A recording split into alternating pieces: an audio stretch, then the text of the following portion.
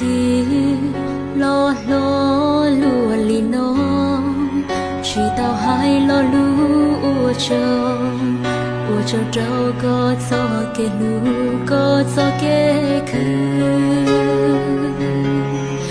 giờ ô cũ mua tao trâu có giờ cái sao thì cái tu sửa của trâu có bông lù của mùa lo có chi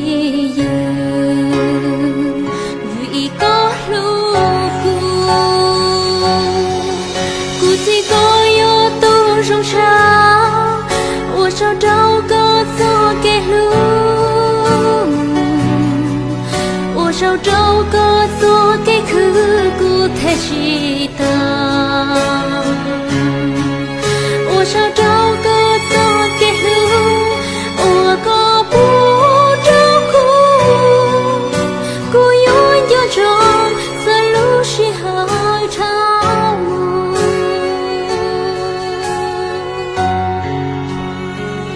cụ trên gió bùa thầu cụ trên nên trên chi bao giờ đã chi nhỏ luôn xin xin đời nhẹ gì xuống điệu mùa trò lo xa rộng mùa chia hè ý chỉ nên chúa mùa ý cháu ua tao lo ua si tu thọ có lúc chỉ hai mươi đêm chỉ cho bu cu si lòng mù thọ và chữ biểu khách quý kính thưa các cụ ông bà các bác cô cháu bên hải ngoại của ông Sùng A Dự. Sau đây cháu xin được thông qua tiểu sử cụ ông Sùng A Dự. 1. Tiểu sử bản thân. Cụ ông Sùng A Dự sinh ngày 26 tháng 6 năm 1938 tại xóm Bà Háng Lớn, xã Bà Cò, huyện Mai Châu, tỉnh Hòa Bình, nay là xóm Bà Háng Lớn, xã Bà Cò, huyện Mai Châu, tỉnh Hòa Bình. Là con trai thứ 3 của cụ ông Sùng A Tư sinh năm 1919 và cụ bà Giàng Y Xua sinh năm 1921. Đến năm 1960, kết hôn với bà Giàng Y Ly sinh năm 1936 và đã sinh ra 9 người con, trong đó có 5 con trai và 4 con gái. Các con trai của ông là Sùng A Xanh, Sùng A Dông, Sùng A Tấn, Sùng A Báo và Sùng A Cha. Các con gái của ông là Sùng Y Dỗ, Sùng Y Di, Sùng Y Vang và Sùng Y Mách. Cho đến nay, các con cháu của ông nội ngoại của ông là 11 người. Cho đến hiện nay, các con cháu của ông đều đã lập gia đình và đa phần đã có con dâu, con rể và con cháu. 2. Tiểu sử công tác. Năm 1955, ông được cử đi học tại trường Bổ Túc, tỉnh Hòa Bình. Năm 1958, ông tham gia công tác xung kích tại xóm Bà Háng Lớn, giữ chức vụ tổ trưởng và tham gia dạy học xóa mù chữ tại hai xóm Bà Háng Lớn và Bà Háng Con. Nay mùng 8 tháng 6 năm 1966, hiện quyết định vào Đảng Cộng sản Việt Nam. Năm 1966, ông nhận quyết định biên chế giáo viên và được phân dạy học tại trường Bổ Túc xã Hang Kia. Trong thời kỳ vừa dạy học vừa xây dựng trong hoàn cảnh đất nước đang đánh chống Pháp Mỹ ác liệt. Năm 1973, ông được phân công điều chuyển công tác về công tác tại xã Bà Cò và giữ chức vụ hiệu trưởng. Năm 1980, ông được cử đi học chính trị tại trường Nguyễn Ái Quốc tại Thanh Xuân, Hà Nội. Năm 1981, ông được cử làm ban tổ chức huyện ủy và được phân công giữ chức vụ bí thư đảng ủy xã Bà Cò, huyện Mai Châu, tỉnh Hòa Bình. Năm 1986, do biên chế nhà nước cũng như sức khỏe của ông đã nghỉ hưu và tham gia cố vấn tại địa phương. 3. Những thành tích đạt được trong quá trình phấn đấu và công tác của ông. Trong quá trình tham gia công tác, ông đã đạt được nhiều huân chương, bằng khen, giấy khen và của các cấp: huân chương xóa mù chữ, huân chương giai cấp Việt Nam, huân chương chống Mỹ và Trung Quốc, huân chương giai cấp Việt Nam, huân chương đoàn viên thanh niên, huy chương giáo dục, huy chương bộ biên giới. Ngoài ra còn nhận giấy khen, bằng khen của các cấp: 2 bằng khen khen của tỉnh Hòa Bình, 3 bằng khen của Sở Giáo dục tỉnh Hòa Bình. Ngoài ra còn nhận nhiều giấy khen huyện ủy, Ủy ban Phòng Giáo dục huyện Mai Châu, của Đảng ủy, Ủy ban Nhân dân xã Bà Cò cho công tác đảng, nhận huy hiệu 45 năm, 45 năm, 50 năm tuổi đảng. Trên đây là tiểu sử của cụ ông Sùng A Dự. Xin chân thành cảm ơn các vị đại biểu, các cụ, các ông, các bác, các cô, các chú, các anh chị đã lắng nghe. Một lần nữa xin chân thành cảm ơn ạ.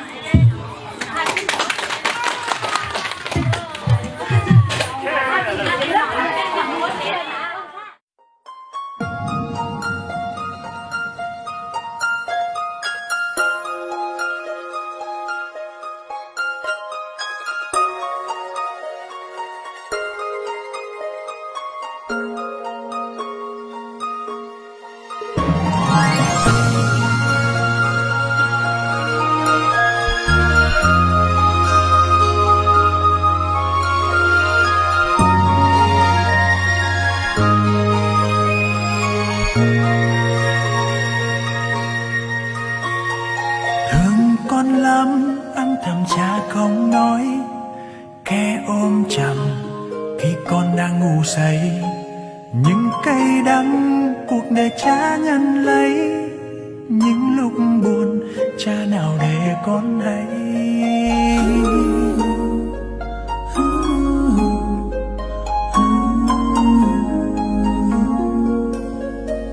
Tình cha lớn hơn trăm ngàn con sóng, lớn hơn cả thiên hà bao la.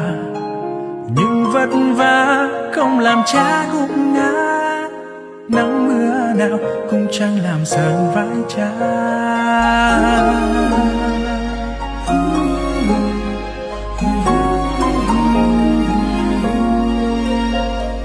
Vòng tay ấm cha nhìn mẹ ôm con, đứng đằng sau gian rộng vòng tay, che chở lấy giờ đời con vấp ngã. Lắm buồn lầy để con trẻ bước qua. Cha yêu ơi, con thương cha nhiều lắm, hãy cho con xin một lần thứ tha. Thời gian qua con đã vô tâm làm cha đau. Cha yêu ơi, con thật sợ lắm, sợ một ngày không còn cha bên con. Sợ vòng tay cha mãi xa con một đời, bởi con chỉ có mình cha thôi.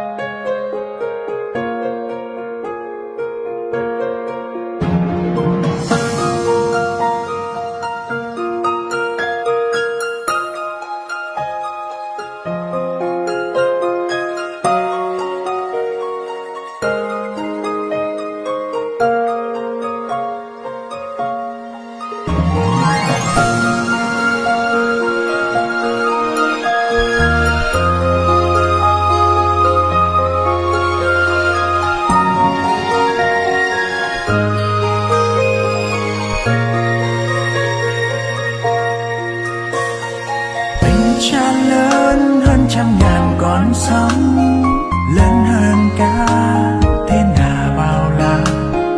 Nhưng vất vả không làm cha gục ngã, nắng mưa nào cũng chẳng làm sờn vai cha.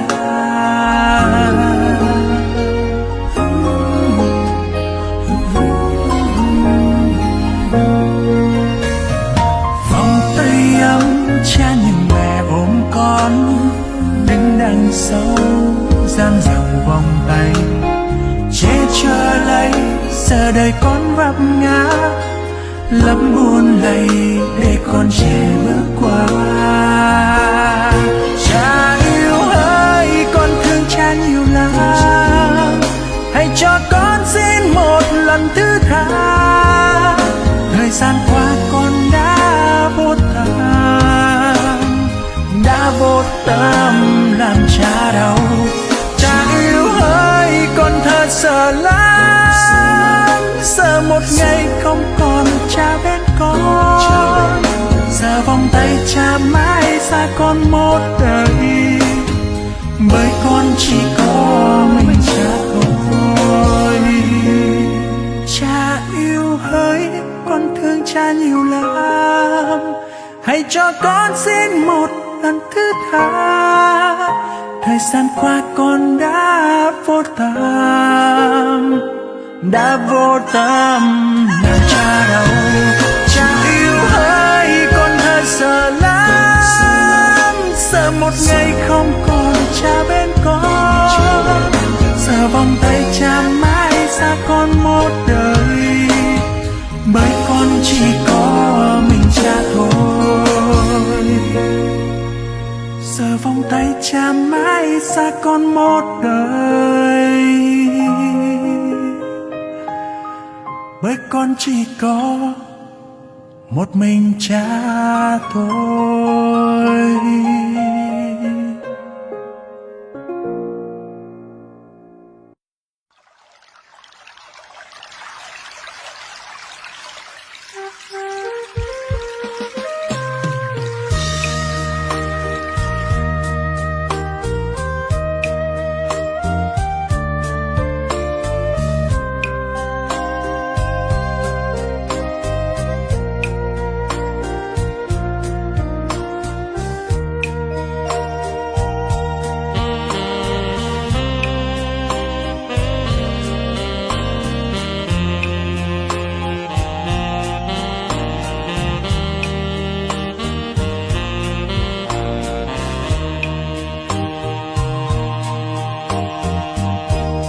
Sang cao nọ cố nia châu, thọ cố nia tao, tu cu bùa thọ mê mê, nia cho kê cứ, tu cu ye chi tao sho, nia lu cứ bóng cứ rô, ê cô thia lì lo lo. Sang cao nọ cố chỉ châu, khó cố chỉ tàu, hoa kia cụ thiệt chỉ chia, thì ô xuyên đế, thiệt cụ lù nền thiên chế, xin tao thiệt chỉ kế, hoa nền thiệt chỉ vô kế.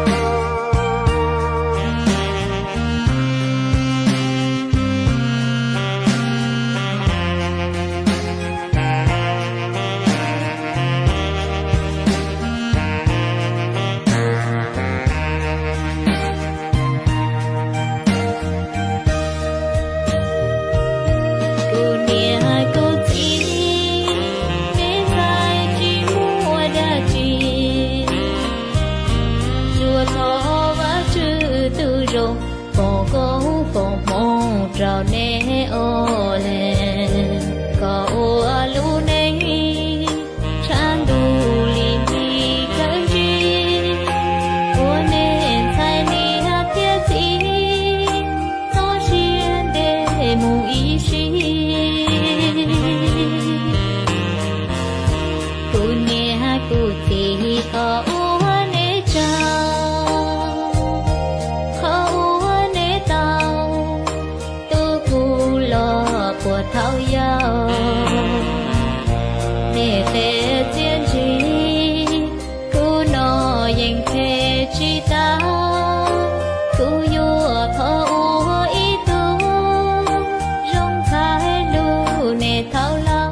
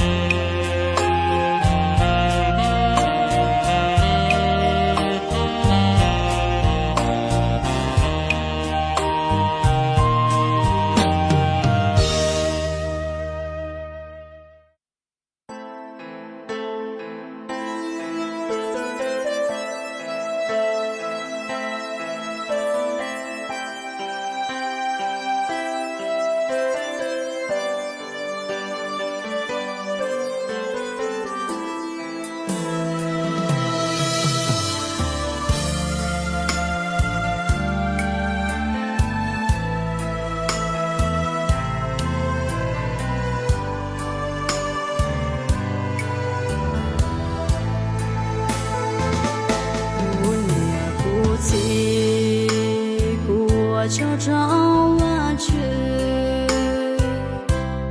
cô lo nên xài nhỏ trâu tiền nó cũng cho sao cô nè nên nu yu nên lu cô thiên lo lên nó cô sẽ cô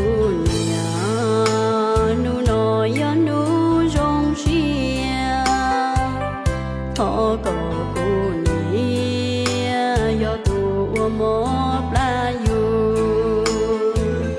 thọ cầu nhỏ phụ ý bùa nên gạo trong mù thọ cầu cô si chùa nhỏ cầu sổ lu khờ thọ cầu nia nê xí lu cầu sổ lu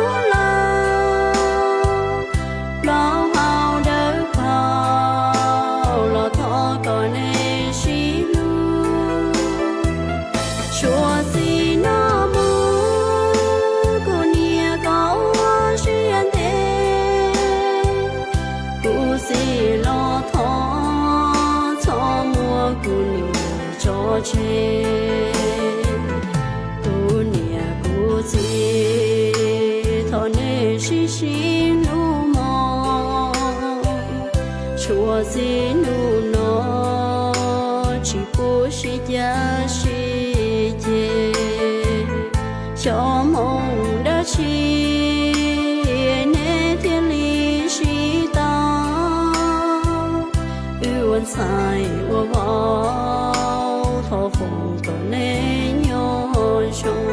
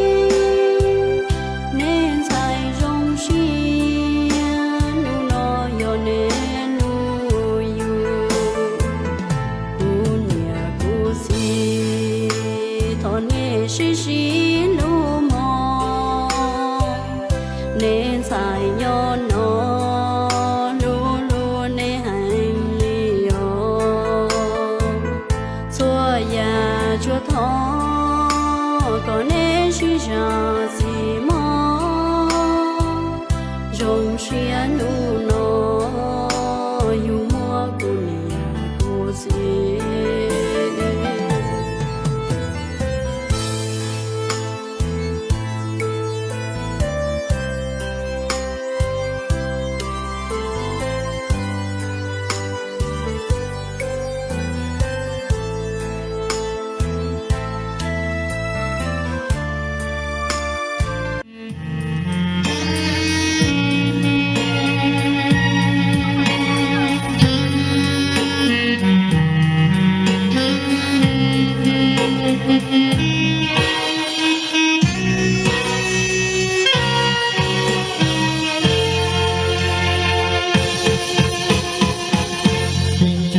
ấm áp như vần thấy xưa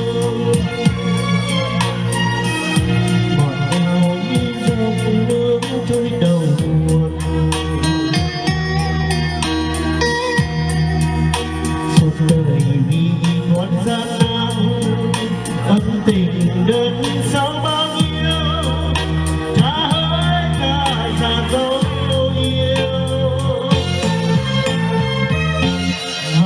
còn nhớ mãi những ngày tháng qua kỷ niệm nắng nâu khó phai trong lòng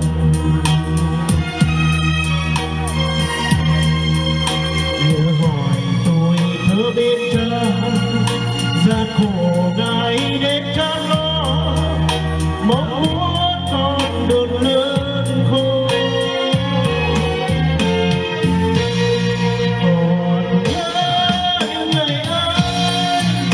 những đêm chưa ra cha đã buông cơn tôi ơn như cành dày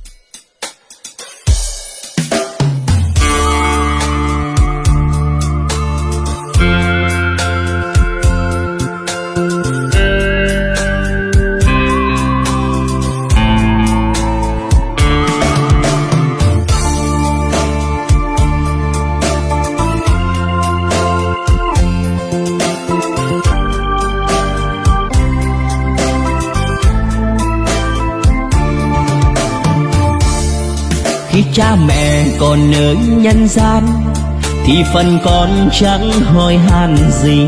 Lúc cha mẹ lìa xa chân thế, khóc với quỳ cũng chẳng còn mẹ đâu. Lúc cha mẹ còn sống không thương, mặc mẹ cha lầm lũi một mình, con thì nhiều mà cứ đun đới, ôi thân gia biết phải làm sao. Con ra đời mẹ phải chăm lo, mẹ ra đi con chẳng nuôi mẹ, khi còn mẹ thì chẳng bao hiếu, mất đi rồi chẳng còn mẹ đâu. Ai còn mẹ ở chốn nhân gian, phần làm con phải biết quý trọng, đừng phụ lòng để cho mẹ khóc, để mẹ buồn hai hàng lệ tuôn rơi. Lúc có tiền đừng có ăn chơi, mà hãy lo phụng dưỡng mẹ già. Ơn sinh thành này chưa bao đáp, để cha mẹ mỗi ngày được vui.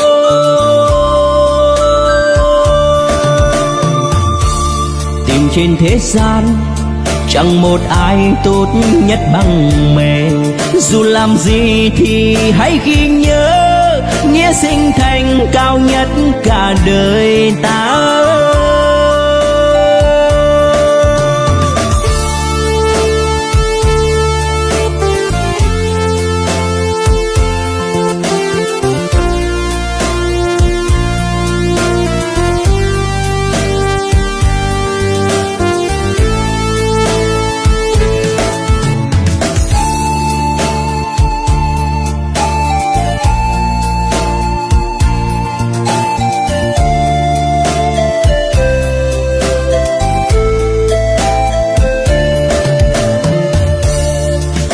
Còn mẹ ở chốn nhân gian, phần làm con phải biết quý trọng, đừng phụ lòng để cho mẹ khóc, để mẹ buồn hai hàng lệ tuôn rơi.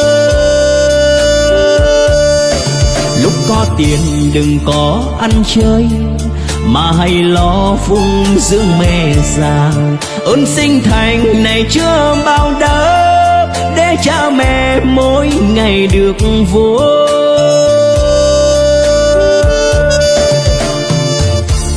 Tình trên thế gian chẳng một ai tốt nhất bằng mẹ, dù làm gì thì hãy ghi nhớ, nghĩa sinh thành cao nhất cả đời ta. Dù làm gì thì hãy ghi nhớ, nghĩa sinh thành cao nhất cả đời ta.